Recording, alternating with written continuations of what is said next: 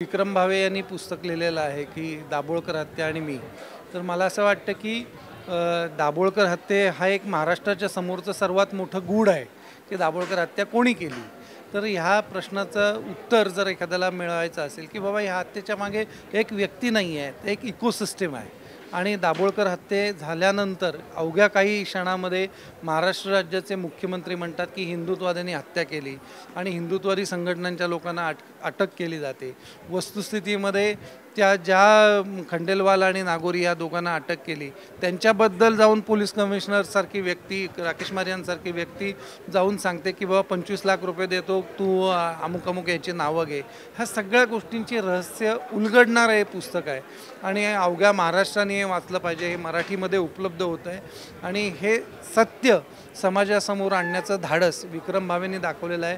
तर मी सर्व महाराष्ट्राला विनंती करेन हे पुस्तक आवर्जून वाचा, कारण हिंदू दहशतवाद सिद्ध करण्यासाठी कशा प्रकारे तपास यंत्रणा, विविध मीडियामधले काही हस्तक आणि प्रशासनातले काही अधिकारी आणि काही राज्यकर्ते एक षड्यंत्र रचून हिंदू तरुणांना दहशतवादी ठरवण्याचं षड्यंत्र रचू शकतात, हे उघड करणारे पुस्तक आहे. आपण आवर्जून वाचा.